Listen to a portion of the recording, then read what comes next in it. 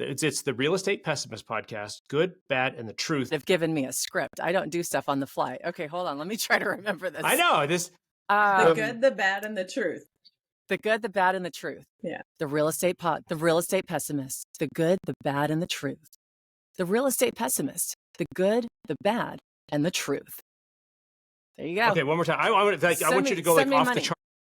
Welcome to the Real Estate Pessimist podcast. I'm one of your hosts. My name's Erik Stenbakken. I invested in short-term rentals, long-term rentals, and had a career in commercial photography, in media production. We've got a special guest for you today, but I'm going to let Kristi introduce her. But Kristi, first, who are you?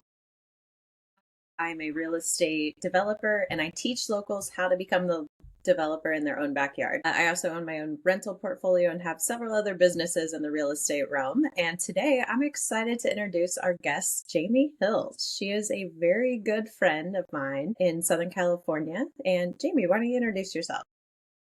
Hello, everybody. I am Jamie Hill. I'm a full-time voiceover actor, meaning I work in entertainment marketing. Companies hire me to lend my voice out to basically share whatever they're trying to sell. So if you hear something on the radio or on TV or Pandora, don't click away. And I dabble on real estate on the side. Right. So we are privileged to have you. Jamie shared that she's kind of the invisible face, but the voice of a lot of things. We're really glad that she's here. So Jamie, we're going to throw this on you right now. We are the Real Estate Pessimist podcast, the good, the bad, and the truth about real estate investing. Could you give me 2 or 3 versions of that? Just go nuts with the voice here. It's the Real Estate Pessimist podcast, good, bad, and the truth about real estate investing. You should have given me a script. I don't do stuff on the fly. Okay, hold on. Let me try to remember this. I know this. The good, the bad, and the Kristi can truth. text it to you. The good, the bad, and the truth. Yeah. About real estate investing. The Real Estate Pessimist. The good, the bad, and the truth. The Real Estate Pessimist. The good, the bad, and the truth. There you go. Okay, one more time. I want you to go off the charts here. I want you to go off the charts here. Give me some kind of I feel like you're Disney-esque trying to get some money out of this. You haven't nailed it down right yet, so we can't even use it. But I want to hear. Okay. And add in the good, the bad, and the truth about real estate investing. And go nuts. The real estate. What is it? I can't even remember. You're putting me on the spot. Pessimist. The Real Estate Pessimist. I'm gonna have to write this down. The Real Estate Pessimist. The good, the bad, and the truth. The Real Estate Pessimist. The good, the bad, and the truth. The Real Estate Pessimist. The good, the bad, and the truth. All right, that's awesome. Yeah, how many times have you had to do one script sometime that a client has you've had one word? Because I've seen things about this, somebody's word is no, and they're in the booth and the director makes them do it 500 times and then they take the first take anyways. It's funny. Everybody's different. And again, it's up to client choice. It's all personal choice, So you have clients, you got producers, you got creatives, you have so many different cooks in the kitchen that you could literally do one line and they're going to say, emphasize it this way, say it this way, do an upward, do a downward, make sure it's flat, throw it away. Go ahead, throw a button in there, a button meaning, do hey, this is how it's going to be. And then you go into the line, you kind of use some sort of something to connect it. And then it goes into the line. So it sounds a little bit more clean versus just reading a line straight out. There's so many different nuances to it. I mean, this is why for anybody that's doing voiceover, there's years and years of practice, years and years of coaching and learning. And, it's just like anything, you can't go and be a doctor without going to years of school, right? So you have to understand the ins and the outs. And it kind of goes in the same thing with real estate. If you don't know the ins and the outs, you're going to get kind of left behind. Yeah, and I want to lean into one thing because what I loved about you is that you're self-taught. Can you maybe tell a little bit about that and how traditionally it gets done and then what you did? I feel like we live in the world of Google University or YouTube University or some sort of internet university, whatever you want to say. I'm not trying to plug anybody, but there's so much stuff that you can do on your own, right? And a lot of people reach out, hey, how do I get into voiceover? I got a great voice. How do I do this? And I say the first thing you do is, you have to really absorb everything. You have to go and do your own research, do a deep dive, go down the rabbit hole. You have to really just immerse yourself in it and understand every different angle of it. And not just voiceover. You have to understand who the clients are, who they're trying to sell to. You have to understand the demographics, the Nielsen ratings, quote unquote, if you're familiar with the entertainment business. You have to understand Everything is run by money. We live in a capitalistic, United States of America. Everybody's trying to make a buck off something, or they're trying to save a buck. So if you don't understand how it's going to be from each person's perspective, then you're not going to understand the other person psychologically, where they're coming from. And then you're not going to be able to deliver what it is that they're asking for. You would actually be able to predict what they're going to say or how they're going to say it, just knowing who the audience is. So everything is relative in any business, and you can use that same dynamic psychologically everywhere, because the minute you understand the person that you're dealing with, the minute you're going to become successful. That's 100%. That you've skipped ahead to kind of where I wanted to go with. You're growing a business, because like you, it's voiceover. People would think, well, how hard can that be? You get a microphone and you just do it. Well, yes, and definitely no. I remember a guy, it was a client of mine. He said, I just bought a new camera. All I have to do is learn how to master light and I've got it. I was like, yeah, pretty much. That's all. Right. That's it. So let's lean into that just a little bit. You are in real estate investing, and so you can kind of go there how you want to, but I want to put this out there for you to address is, how is starting a business, learning things for yourself in a business kind of the same in business over here, in voiceover, in entertainment, and in real estate? What commonalities do you see?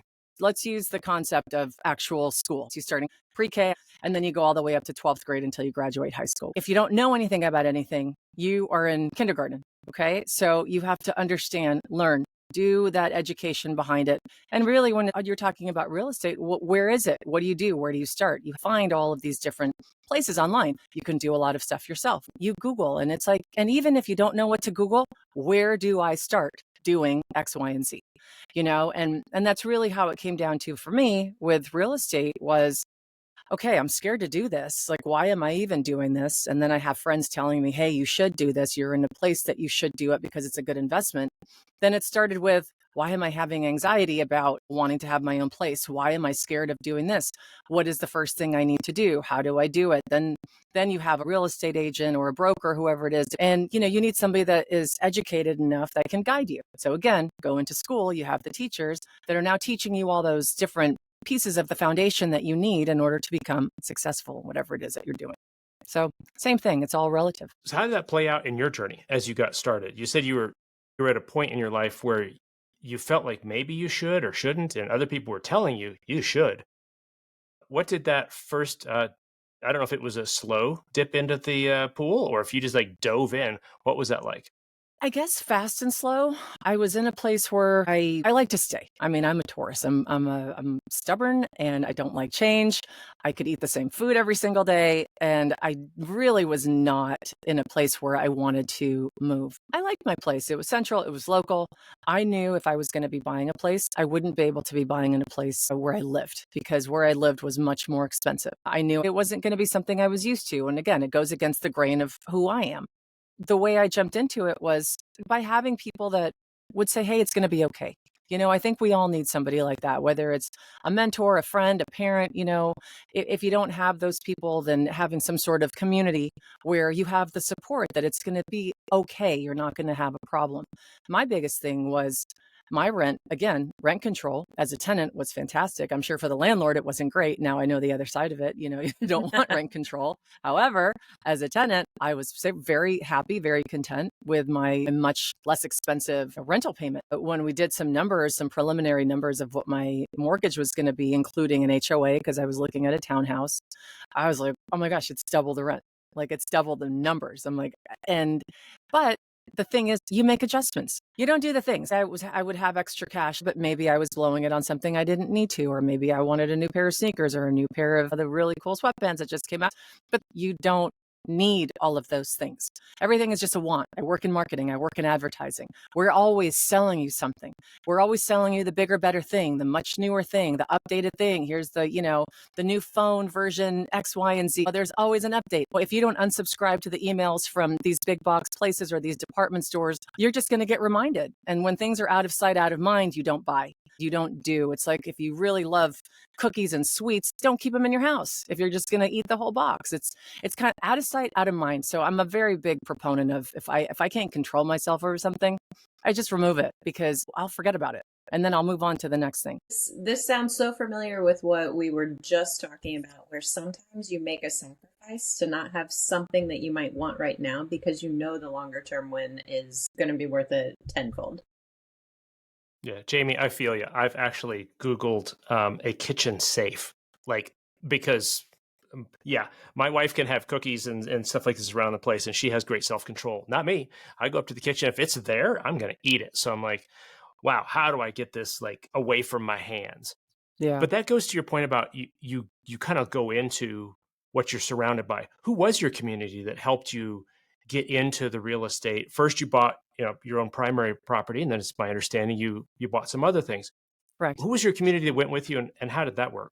At the time when I was looking for stuff, my community were my close friends. I didn't have a lot of friends that own their own properties because we were all in the same boat. We all kind of I don't want to say fall victim to it, but you kind of fall into that comfort zone of this is less expensive. I have somebody else taking care of me. And if you fall into something like that, it almost makes you not want to strive for something a little bit bigger or strive for something that you might want to actually, have. You're the I sum of feel the like I people had, you're around. yeah, I mean, I had pride of ownership in my apartment. I loved my Hmm. apartment. I loved everything about it. I took care of it. I made sure everything was around it, but it wasn't mine. I think at the end of the day, real estate is a great investment, and the long-term gains in a real estate have shown over time that they are wonderful, even with the ups and the downs and the crashes and everything that goes along with life. So I really was trying to focus on people that did have their own properties, whether they were houses, townhouses, condos, and focusing on people like that was very helpful for me because I was so scared to do it. And it's breaking out of that comfort zone and sacrificing. I worked multiple jobs to make sure that I had extra money to cover all of my bases, that I had, contractually, again, with my family. Contractually sounds funny. Obligations, I love them, but it was an obligation. I had to do it. I didn't have a choice. My family needed help. When I'm half Asian, obviously you can't tell, but I am. I'm half Asian and come from a family where we took care of everybody regardless. So it was my duty to do that. And that's probably that was the main holding point for that. But I didn't want to use excuses anymore. I wasn't going to use that excuse. I was going to work another job if I needed to. I was going to work another weekend if I needed to. I would work another night. I started my business. I was basically working 18 hours a day on my business on top of working a full-time job. And I did that. And I still had a life. I was just tired. But I was too tired to complain, too busy to complain. So, okay, so you felt the need and drawn to buying a property, but also all of the things that were scary about it. What was that trigger that finally made you go, okay, this is it. I'm doing it. The trigger was, I started looking at places and I started picturing myself in them and how I was going to run my life after. And it felt more tangible once I started looking at places. Then it feels more real. Looking on these real estate websites, it was different than actually going to an open house or going with a realtor to say, hey, we're going to go check this one out because it's in your price range and this is what you can afford. I wanted to see something that I could do right now. I wanted to get into something with as little money as possible and still feeling comfortable that I still had money in the bank if there was an emergency. So it actually was becoming more and more tangible when I could see, hey, I can afford this property. I don't have to go as far as I thought I had to go. And it's still close to the studios I needed to work at the time. And once I started seeing places, I'm like, let's do it. And it was during a time that was very competitive. People were overbidding on things, and it was not a buyer's market. What year was that you were buying, for context? I started looking in early 2017. It wasn't that long ago. I mean, that's only 8 years ago, and 8 years ago, it was heavy. It was still heavy. Not like COVID time, but it was heavy. Right. So it was never easy. It's easy to say that now to make ourselves feel good. It's like, well, I would have done it back when it was easy. And there was no easy time. There's always some sort of headwind. So you got into a primary home and you did this. My understanding, you've also bought some investment properties. How was the transition from owning your own property? How fast did that happen? And what was that transition? Were there people around you that said, hey, now that you've got your own, you ought to consider this? How did you get into that and how did that go? So when I got into the property, I got in there pretty quickly. And then I had some family issues that happened. So some of the remodeling that I could afford and want to spend so that I still had a little bit of a cushion for me that was comfortable. Wasn't in a place that was turnkey, meaning it wasn't ready to rock and roll to what I liked. It wasn't exactly updated to, let's just say, 2017 standards. And, whatever 2017 standards mean, some people like, in 70s, subway tile, not even subway tiles, they were the square tiles, in the kitchen. But I wasn't about to spend thousands of dollars putting in some fancy quartz or a granite or something else that just didn't seem logical, because I'm like, all right, I just want to get into this. It's livable, so, I got into it for what I could afford. And then going into investment properties after doing more research, doing more deep dives into how does it work with investment properties? How much do you have to put down? How is it going to be as far as cash flow? Am I going to be able to get, money out of this, or am I going to be out of pocket? And then trying to have the money set aside for operational expenses for the year. I was like, this is going to be a lot. However, I wanted to get something that was also kind of half and half. I wanted to get something that, for my family and in my, home life, in my married life, or however you want to call it, we wanted something at the time that now, as I got married after my first property, but we wanted something at the time that we could also use. So we looked into something in the, in the local mountains, because we would be able to use it as a second home. And then we would also be able to rent it out part-time as well. So that was more affordable versus just going straight investment, because investment properties, they're 25 to 30% down just to even cash flow. And you still need so much money to be able to do it. And then you have the problem of, am I going to long-term invest it? Am I going to short-term invest it? And again, how am I going to make money off of it? So it wasn't more of that financial venture. It was more of trying to have something so that we had another house. So I hear kind of almost a little bit of a theme going here with your transition into real estate, is that so many podcasts and so many things, like, you got to go all in, you got to go big, you got to make bold moves. But that doesn't sound like that's what you did. You're like, I'll go in slowly here to my primary home. Okay, I could do that. Now for an investment property, well, like half and half, we kind of ease into this. I really want you to expand on that, because it goes against the grain of this, like, you got to just like close your eyes and jump off the cliff. It sounds like you didn't do that, but you still got in. What would you say to somebody who maybe feels like you do? They're not ready to just close their eyes and just jump from an unknown height. I think to each their own, personally. Okay. And I think it has to do with personality types. I think it has to do with people's comfort levels. And as human beings, as cheesy as it sounds, we're all unique in how we operate and how we do things. I don't like risk. I don't like change. I don't like doing a lot of those things. However, if I can anticipate what the outcome is going to be because I'm putting all of those numbers in, I can figure it out and I can feel at least some sort of comfort that it's going to be successful.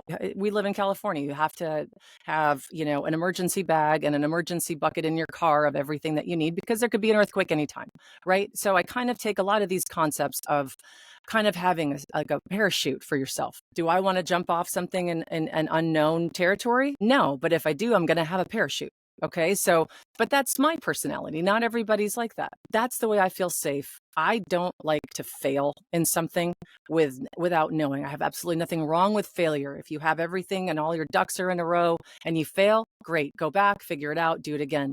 But if you can get everything in a row, have all the knowledge and everything and be ready to rock and roll, it's that margin of failure is real small, real small. And I like the real small margins personally. I hear you. Now, before we got rolling, Kristi was asking, we were chatting just a little bit here, and you mentioned something about an adventure with a big box store, and how even though we plan and put things on a spreadsheet and do the best we can to, because I'm like you, Jamie, I want projections and I sketch stuff out. Like, if this happens, I could do this. But sometimes things just happen, and we're like, oh, where did that come from? So tell us about that and how you got through it. Right. So, I mean, as with life, one more cheesy analogy. You have to pivot, right? Let's go back to Ross on Friends. You have to pivot. I mean, you have to be able to roll with the punches and figure out some sort of solution. You have a problem and then figure out what to do. So, story of the big box store was because they are held accountable for their actions and who they hire, because they don't have people that actually work for them. They subcontract. What type of projects were you hiring them for? Yeah, like, so we're talking about Macy's big box store here, or what? No, like So one of take the us into this. home improvement type big Gotcha. box stores. So what was the project? What was going on? So again, so I moved into a place that, wasn't up to the 2017 standards. This is on my primary home that I lived in.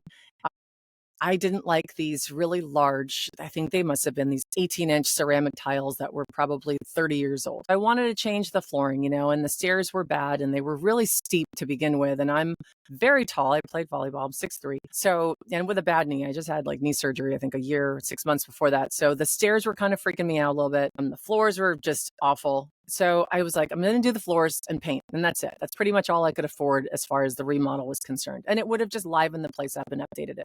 So I hired the big box store to do just the flooring part because I know it's going to be difficult to demo and remove everything. And then the stairs are always harder in general.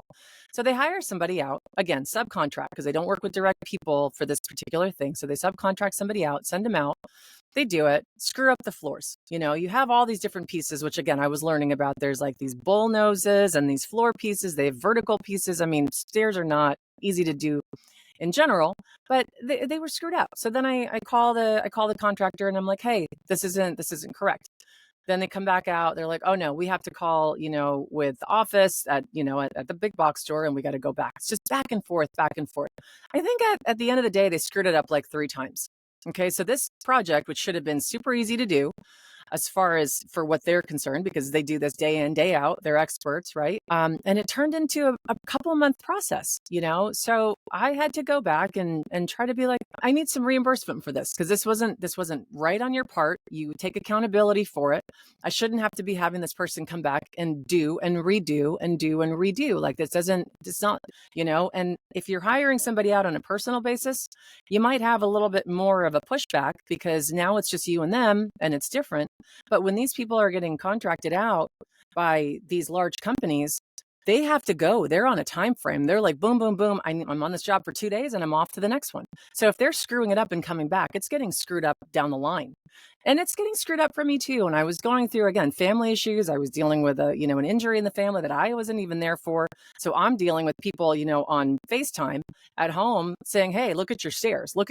And I'm like, this is not okay. And then I had to drive up to go check it out. And it was just a mess. So cut to, I'm writing a corporate. I'm going back and forth with the people in the flooring department, at this place. And I'm like, you need to do something about this and make this right. Because this is not okay for anybody. And you guys get millions and millions and hundreds of millions of dollars a year of business of all these different people.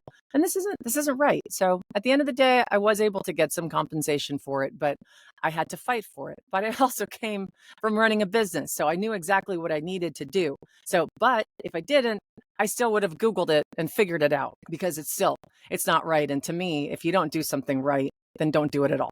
She just said the magic words that every person we've had on so far eventually gets to. You just figure it out. Yeah. Yeah. It's just, you work through this. That reminds me of an earlier conversation we had that, Jamie, you shared a phrase that I just really like. You wrote something down, Swiss Army knife for life. And I'm like, not only does that have a good ring to it, but I think that sounds pretty awesome, like, and as a philosophy. I want you to unpack that for me a little bit. What does that mean in your business, in real estate? You got to know a little bit about everything. You have to understand what it is that you're getting into, and you really need to understand every angle that you can possibly learn about. It's like an engineer. They have to put things together. They got to be able to take them apart. You're constructing and you're destructing. All different tools are in your little Swiss Army knife. You got scissors, you got a file, you got a knife, you have all sorts of little things that are in there that you'll be able to apply to whatever it is that you're doing. It's such a cheesy thing, but knowledge is power. The more knowledge that you have, the better you're going to be able to attack. If I can look at something and say, this is how I'm going to win, this is the strategy that I need to do, this is the tape that I need to watch to figure this out. It's problem solving and looking at things like it's a challenge, and that Swiss Army knife is your tool to get you through all those challenges and then to be able to succeed at the end. Nobody wants to fail. It's okay to fail, but nobody wants to. Nobody's saying, oh, I'm going to go start this venture so I can fail. Yay. No, nobody's starting that. You start something or you do something because your whole goal is to either complete it or succeed at it. Everybody wants that little tap on the back. It feels good from your parent, from a friend, from a coach. Doesn't matter. Every tap on the back feels good, even if you have to do it to yourself. That's a good point too. Oh, this is awesome. I love it when I hear somebody who's kind of put their business together and then stepped into the next thing and the next thing. and your history, your just repetition in figuring it out, taking the next step, figuring it out. There is such a thing as analysis paralysis. I learned a bunch of things and then never took any steps forward. But you're learning, then you take a step, then you learn, then you take a step. Yeah. I've climbed a lot of mountains here in Colorado, roughly half of the 14ers. Those are mountains over 14,000 feet high. And there's more than one time I've gotten to the base or to a place I'm like, there's no way. I can't get up that. That is not a doable thing. Like, you know what? Fine. I know I can make the next 20 feet, right? So I go 20 feet and I can say, well, actually, I could probably do the next 40 feet. And then from there, I'm like, oh, I could do the next 20 feet. And and so on all the way up. And I hear you kind of saying that you did that with real estate. You went around people who got it done. And you're like, oh, they could do it. I bet I could do it. I have a funny story to tell if you have a minute. Yeah, tell it. So I had a friend back in the day who was like, let's do a vision board. And I'm like, ugh, what's a vision board? That sounds so stupid. I was like, you're a cheeseball. I'm not doing a vision board. But, I look at this person as a mentor, and I'm going to apply this. Vision board, great. That's fine. I love vision boards. I like them now. I think visualizing things are actually really important. It puts things into perspective of what it is that you want to do. But my funny story is 3-foot tosses. And I was like, what's a 3-foot toss? What are you talking about? 3 feet is a yard. You can see in front of you. It's almost within arm's reach. So that's a 3-foot toss for me.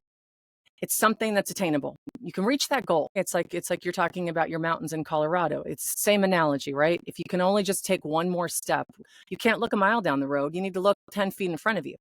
I need to do something that I can reach and say, hey, I got to this goal. Now my next goal is this. The end goal, of course, is there. That's where the vision board, whatever it is that you want to do to become successful. But for the 3-foot toss, no, it's great because it's something that I can finish it. I can do it. That's easy. That is fantastic. And a 3-foot, you call it 3-foot toss. I love that idea because it's so close. And like you said, for you, you could probably just not even a toss, you just reach out and drop it. No, I just reach it. It's right there. It's right there. But it's got to be something reachable. If it's not something reachable, it's going to be so hard to actually complete that task and say, yes, I did it, for the tap on the shoulder, right? And then you feel defeated. Because the minute you fail at something, or the minute you don't finish something, or the minute you miss a deadline, or the minute the first thing that we do as humans is we basically degrade ourselves. You're a loser, you're this, you're that, you didn't do it, now you're never going to be able to do something again. Because we have that little inner negativity that we always have, whether we had it as from childhood, whether we have it from whatever it is. It's not like, oh, good, it's okay, honey, you didn't finish it, but we'll do it next time. We don't have that inner voice in us. Most of us don't. Maybe there's some of us that do. I need to meet some of those people. But, my inner voice is, you need to do that better. Again, maybe from my own upbringing, it was crack the whip. You're not good enough. This is not good. That A is not enough. You need the A plus, or that B plus is not good. But, it's like there's all that overachieving, and it's not always about just participating in it. It's like you have to be able to get something out of it and feel that win, I guess. Right. But it's got to be achievable. Awesome. Yep.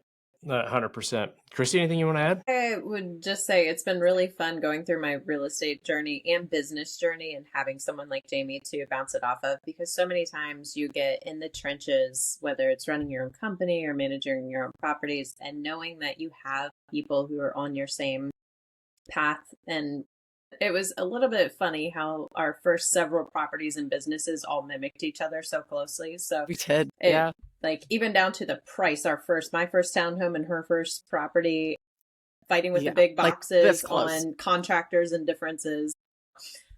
It's really good to get yourself into a group or surround yourself with other people who are doing the same things you're doing and maybe a couple steps ahead as well, or people just in it right with you. And being able to talk about all the different hurdles and challenges that come has been so awesome and powerful, and just so grateful for our friendship to be able to talk about everything. Nothing is taboo. So it's just, hey, I've got this business problem. Oh my gosh, this property's falling apart, and being able to talk about all of it. Awesome. Hey, Kristi, before you close us out on this, Jamie, where do people find you? I know where your website is, and I went there and I checked it out and I listened to all these different things and all the clients and stuff like this you've worked, not all, but it was a lot of fun. How do people get in touch with you? How do they follow you? What would you like us to share? Well, just like I guess with everybody else, you just go to their website. So I do have a website. But my website is voicesbyjamiehill.com. And I have audio there and links to videos and, basically like a short meet me page of, who I am and what I do.